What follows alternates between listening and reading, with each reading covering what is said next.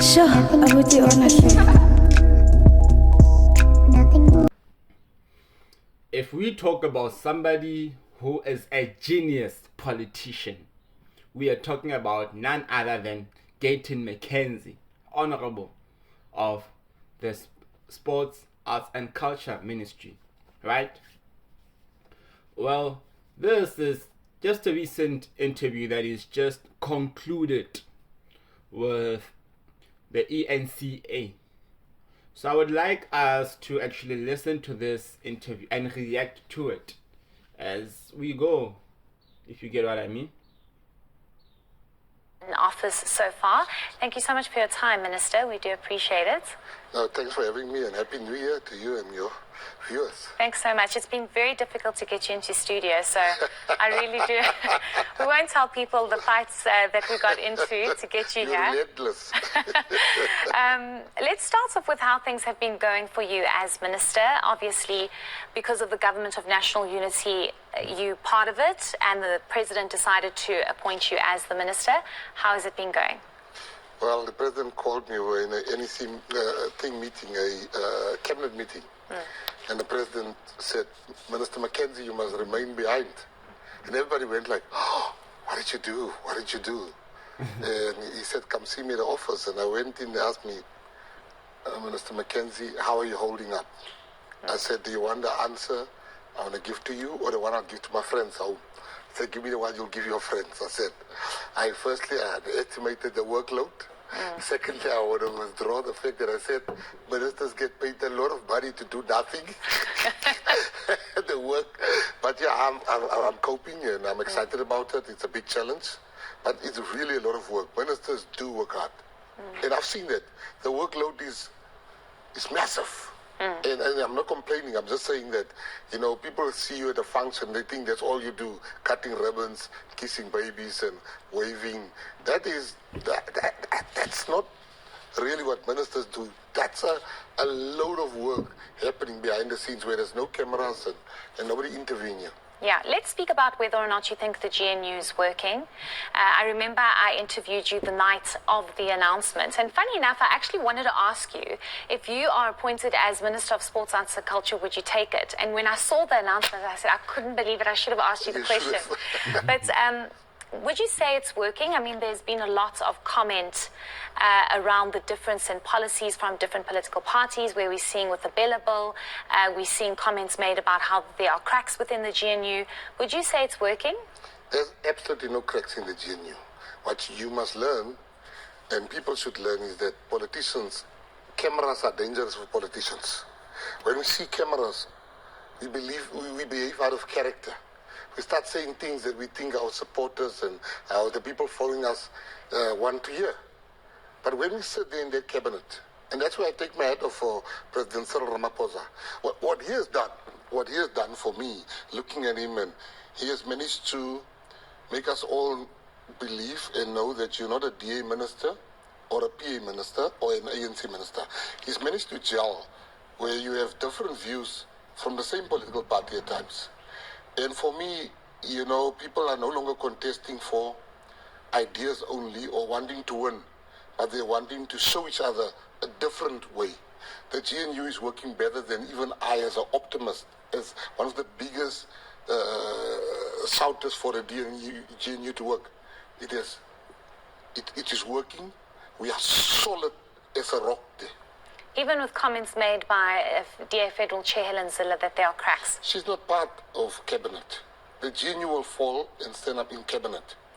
Helen Zille, because she's a big figure. Deputy President Paul Mashatile also made comments. Yeah, I saw him sing a song, part of a song to say, Kasifuli GNU. So that's all politics. But I'm talking about in there, where you have Dean McPherson, where you have Schreiber, where you have John Steenhuisen, where you have Gwede Mantashe, and you have Gayton Mckenzie, people from different political things, putting South Africa first. I'm telling you, no lie. I'm one person, let me tell you, if this thing wasn't working, I would have told you I am even leaving it. It's not working.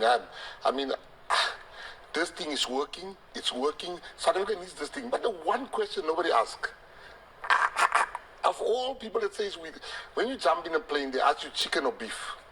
When you're in a restaurant, you order a cold drink. They ask you what you want, Coke or Fanta. Now, if you don't want the GNU, what do you want? People say, we don't want the GNU. No, that's fine. If you don't want the GNU. What is it that you want? Do you want this? Imagine if the ANC, MK, and EFF has formed the GNU. They already divorced outside the GNU. Imagine that would have now been visited upon the state. What would have happened now when all the members of EF, senior members of EFF is going to MK, and they were part of the state? It would have been Armageddon. So this position is a correct position. When you understand markets like I do. Let's stop just there. Because if you listen to exactly what he is saying, especially with the Helen Zille is not in cabinet. So what she says, well, it's kind of what the views of the DA are, but they are non-existent. They are just words that you could say in similar to things such as opposition. Opposition will say a number of things knowing that they are just there to criticize and give their own opinions. But in terms of implementing, they are what? Bugger all. Right?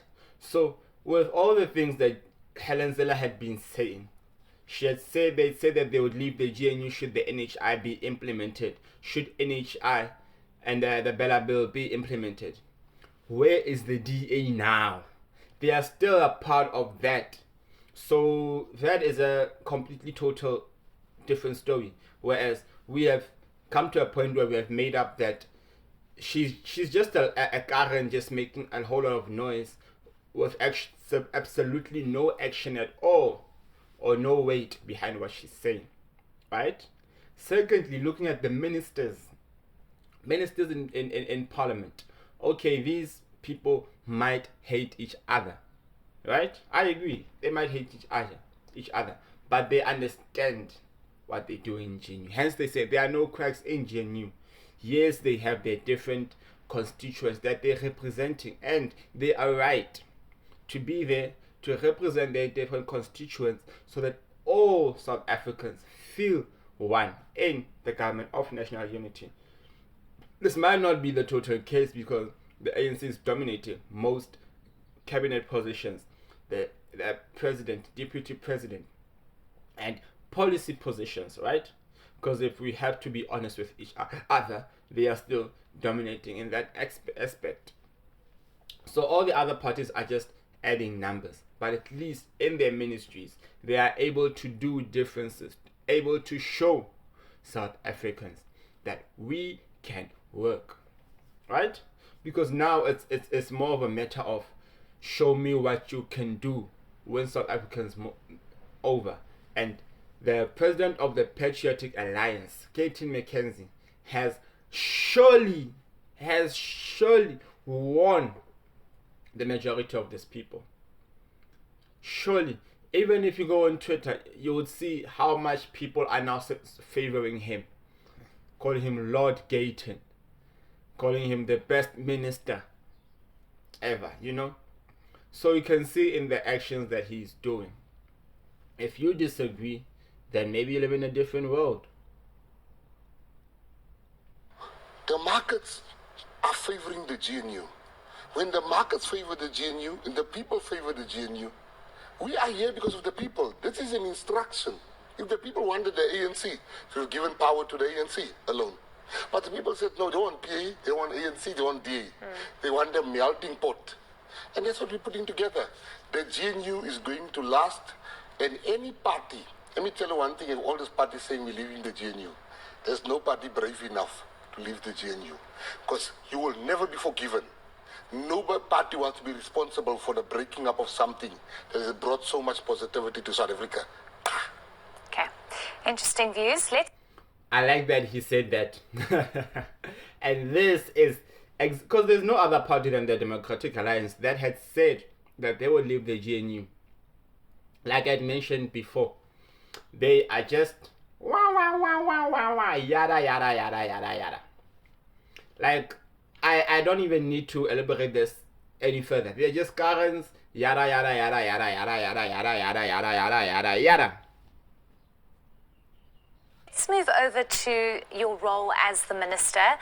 And I specifically want to focus this question on struggling artists. For years, if not decades, we've constantly heard of artists struggling, feeling neglected, not being considered. If you see what happened during the COVID-19 pandemic with those funds dedicated to artists, what are you going to do and what have you been doing to prioritize artists that are struggling or that are calling out for more help in the industry?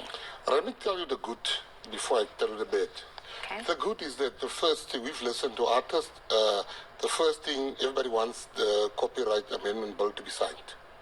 I then read that bill. And when you read the bill,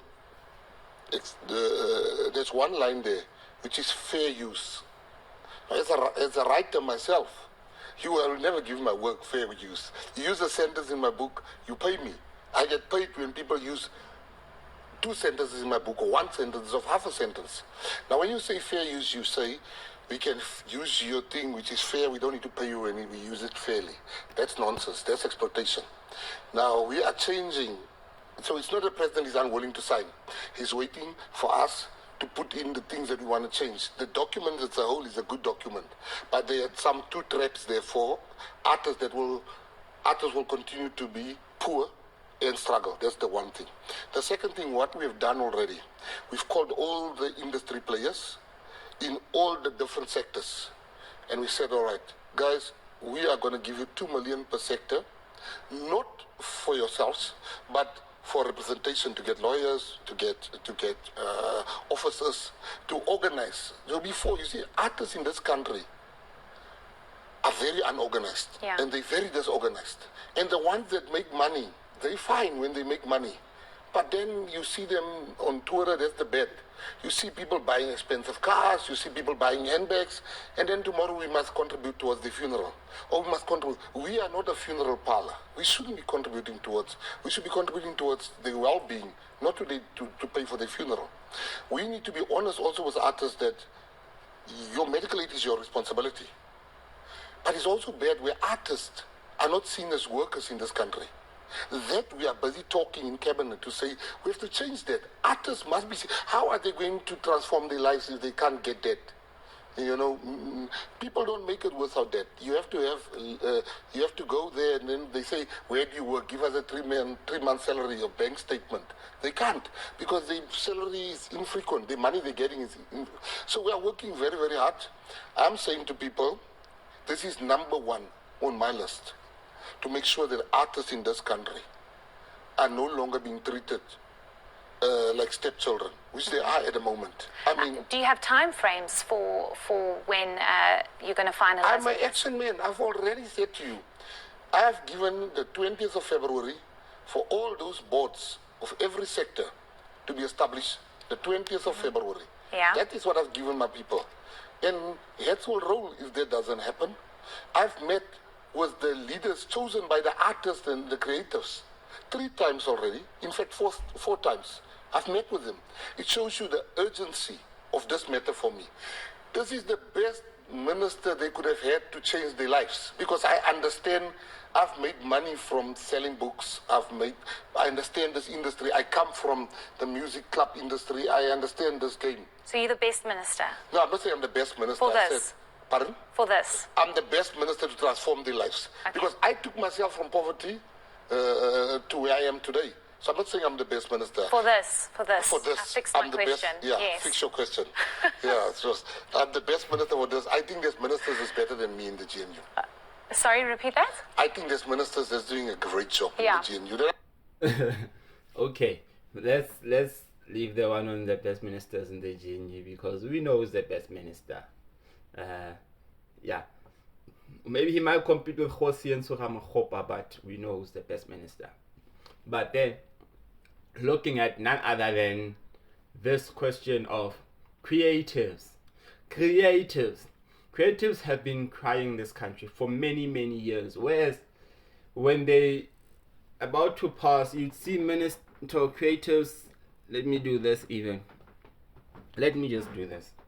Where you see creatives taking their bank cards, I'm gonna hide my details, and they would be showing their cards like this. Because I'm hiding mine. I don't need donations. Well, I would like donations, but I don't need donations. Not a matter of starvation or anything. I would like donations. Donate to my page as soon as I get monetized. Once YouTube gets me out of this prison, donate to my page, and then yeah. But you would see artists do that on their pictures. There are many and many artists that have shared, that have asked for donations many times, because they would be exploited at some point. They are so broke they can't survive. They are so broke they need donations to survive. Well, the minister is working on this, right? And I would like for us to wait up until the 20th of February so that we can be critical and also say, Minister, you said 1, 2, 3, and I know for sure the artists, because they are yada yada yada yada. They will come forward. They will go to newsrooms. They will say whatever that they want to say, like those ones of, is it Elam or whatever that thing is, where they, I forgot the name though, it wasn't Ishaka Elam, where they criticize the minister, saying that he must respond to his constituents, whereas they were very disrespectful and he didn't like the tone of that letter. But with the whole copyright thing, let's see how it goes, because we would like to be able to hold him to account to the things that he said. Because if you promise people things, best assured they will never forget. Where I learn from. Okay. I think they're better than me. Okay. You understand? Okay, let's move over to something that everybody said when they saw I'm interviewing you, to ask you about bringing Formula One to South Africa. How far are we on that? We're very far on that. Let me tell you, what people don't know is that I've pushed that needle when I started saying it. I've met with the president of FIA. I've met with the CEO of F1. I have met with the different teams. I've met with people that's going to put money into this thing. We've put the bid steering committee together already. We are looking at 2027. We are looking at 2027. It's around the corner, yeah. It's around the corner. And we believe that Africa, it's Africa's time. We believe that it's Africa's time. Do you think South Africa's ready for Formula One, though? We've been ready. Okay. We've had a Formula One. We're the only country in Africa that's had a Formula One. So this is not something that is that's foreign to us. We've had one. South Africa is the biggest motorsport enthusiast. We've got a track that's now being upgraded to F1 standards. That we even you see what has happened in the past and what's happening now. The difference is that two things. South Africa has been to the altar twice with F1 and they didn't get married. Now this time we're buying the rings, we're getting the suit ready, we're getting the dress ready. We're making sure that there's not many voices, there's not political play in it. I've taken it out of, I've depoliticized it, and I've given it to the professionals and say, motorsport people, broadcasting people, marketing people, lawyers, you run with this thing. Yeah. Guide us. In the past, it was politicians that was trying to show, I will get it. This time, we leave it to the professionals to do. Let's speak about transformation in swimming. I know that you've spoken quite a lot about transforming swimming in South Africa, and I want to speak about also the fact that... Well, I think we've already spoken about the F1 one, but then just re-elaborating, because journalists like to re-ask questions. But then let's listen to the swimming part, which I'm interested in. There needs to be more opportunities for the black child in townships that might not have access to all these sporting facilities but have immense potential. Are you looking at giving them opportunities as well? You're speaking my language. Everybody likes to say, where's the black swimmers, where's the black this, where's the black players, where's the black... But you can't have equal outcomes if there's no equal access. Where the children that there's no pools, where are they gonna? I mean, we've not delivered one black Olympic swimmer, not a medalist, just a person going there to swim for South Africa. It's an indictment on us as leaders that in 30 years there was not one black person that was standing there at the Olympics and say, I'm going to swim for my country. That is about to change. We going to meet with Swimming SA. We are going to meet with SASCOC. We are going to put things right. There's a lot of nonsense happening at Swimming SA. A lot of nonsense, which I will never tolerate. As the minister, I will never tolerate the fact that nonsense are happening under my reign. That will not happen. We're going to sit. We're going to get to it. We want to know where did the money go to. I mean, like we're going to have forensic investigations into where the money went to, because government gives the money, treasury gives the money, but there's a disconnect between the money the treasury gives and where the money is going to. I've even told my guys, I said, this year we will not be building anything new. No new stadiums, no new thing. Let us fix the old ones first. Everybody just want to build because it's tenders. Let's fix. You can't just keep on building stadiums. You can't just keep on building pools. But the old pools are derelict. What is that? So we're going to fix stuff. But the number one thing on my agenda this year is school sport. Our medals are there.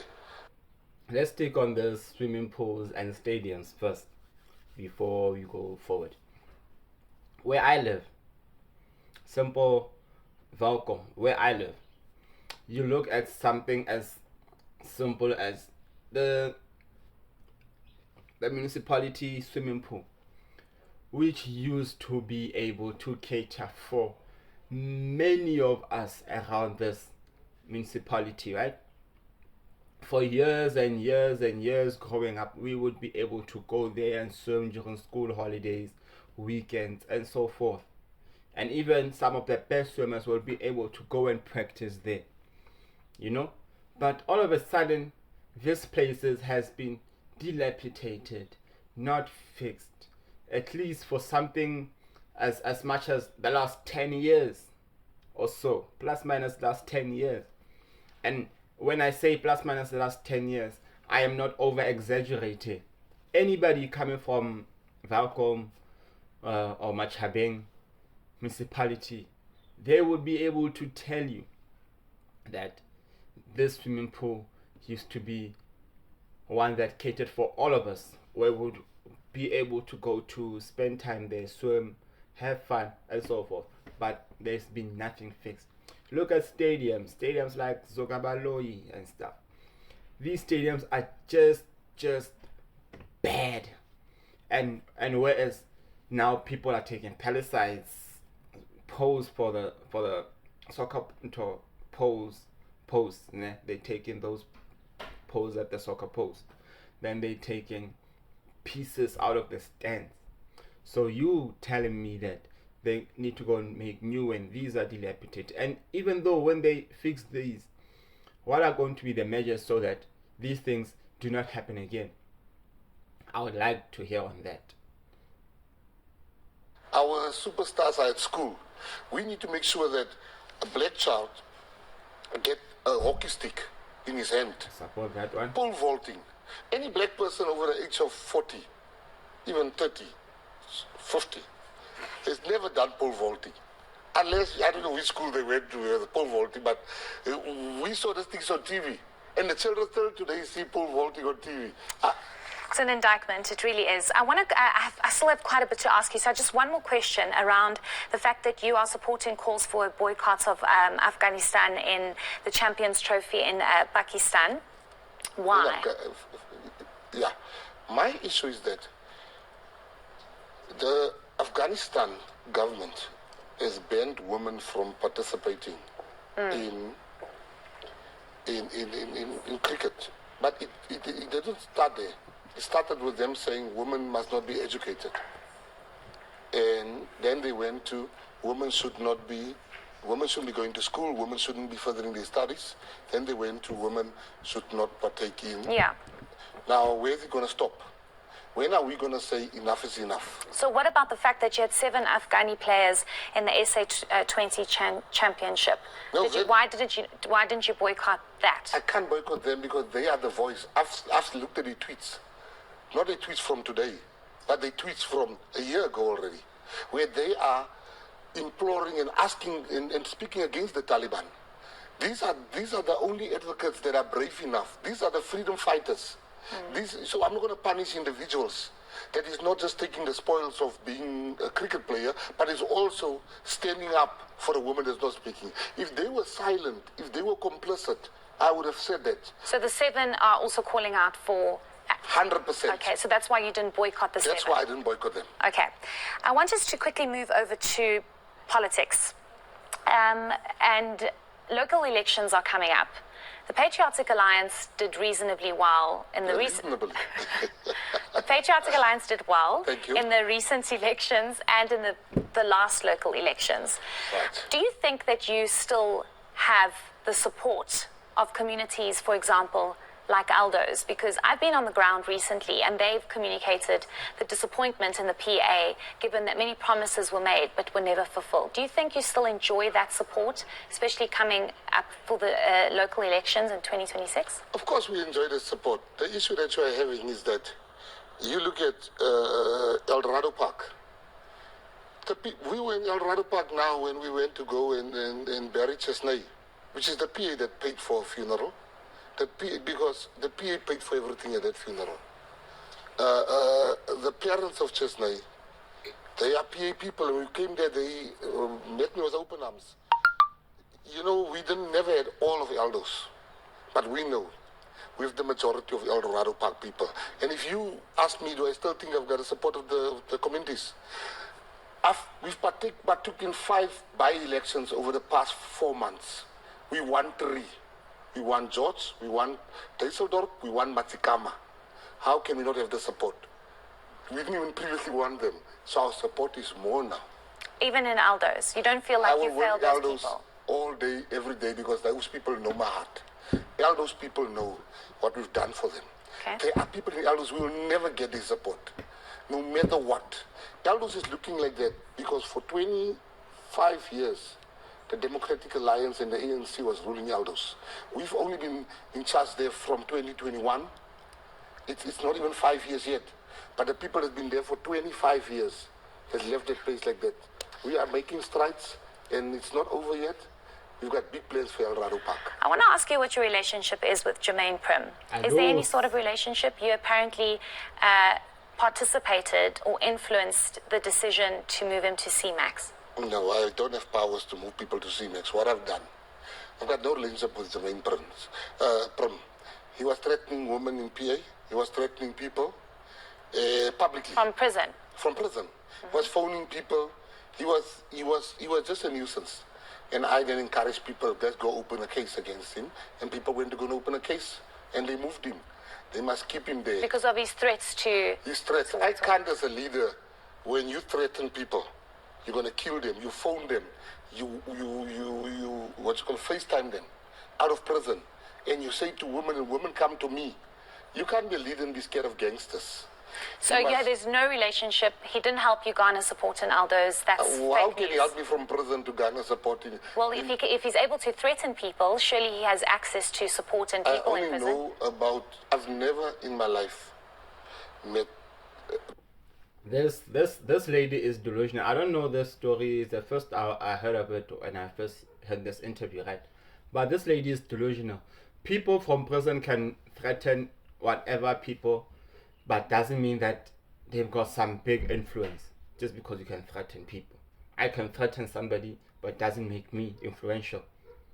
Just because I can just say words and put threats in somebody's face. Like, that doesn't make sense. But then President answered her well, and we'll conclude that. Never. You've never spoken to him? I've spoken to him. Okay, and what was the conversation around, if you don't mind He sharing? said to me, he wants his parents, I must go sign up his parents. I did go. Sign up his parents? Yes, to join the PA. Mm-hmm. And then we get that calls a lot from jail, where people say, please go sign up my sister. We go. please go sign up this. So I went. I got no relationship with him. I've never met him in my life. But when he heard of me, he was asking people, hey, I want to meet, give me this guy's number. It was with a funeral there in El Dorado Park. One of the funerals, I can't remember which one it was. But I will gladly take responsibility for him being in CMEX. I'm happy he's there. He must remain in CMEX because what he's done is very... Yeah, so you're telling me that people mustn't get this opportunities, this experience, because for some reason some individual owns a position where they will occupy for 5 years, even if maybe other people seem to be deserving, or some people seem to be able to fit those profiles, and then you can fit better elsewhere. Because if you look at this parliament, you would see that some people, okay, they've been given these opportunities, but they are not really the kind of people for those positions, but they've gotten that experience. But if you zoom properly, you could tell that, okay, my current here is not the best for this, or they are the best, but then let them go and excel elsewhere, but then open opportunities for others, and then they can go then be better suited for certain opportunities. Most probably even maybe person as what you call ministers, because that is what we are trying to breed. We do not want by 2029 after elections we only have one minister. We want to be having 5 or possibly 8 or 6 or whatever amount of ministers, but they must be more than 5, for example, because we know we are a growing party. So that is where we are looking at it, and that is what we should start believing and seeing, because we are a growing party. Most people in the coming elections will convert to the Patriotic Alliance. I have no doubt. The way we work on the ground, I have no doubt.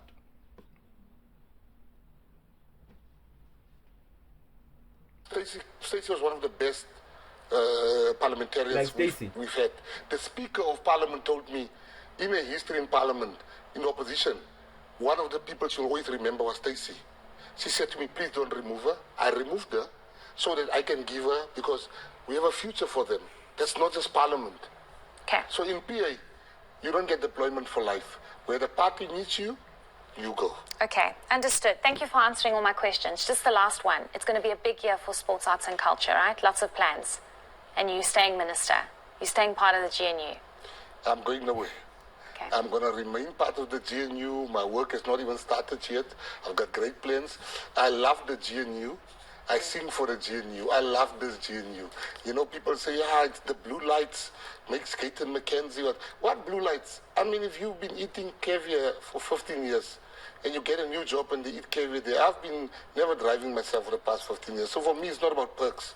I don't take the salary. I've always not driven myself. I always had protectors protecting me. In fact, I've got less now. For me, I'm staying in the GNU for what I see we are going to achieve as a unit. The GNU is the best thing to have ever happened to this country. I said it. Okay. Thank you so much. Thanks, Minister. Hope you come back next time. Always. Thanks. Always Thank you. We know he always comes back. But to be honest, the president is a millionaire, maybe a billionaire, I'm not sure. But this is nothing new to him. Like he said, he had even downgraded from the flights that he used to have.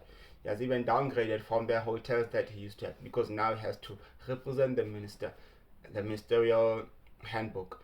Even looking at the recent Olympic issue, whereas a whole lot of things were said, but we know how that ended. So he ended up having to go drive things as avances or whatever that he was renting when he went to the Saudis recently to meet with Dana White and so forth. But we have to give it that we have the best minister in cabinet. I know he's downplaying himself, but we have the best minister in parliament. Well guys, please like, subscribe. Hope to see you again in another video.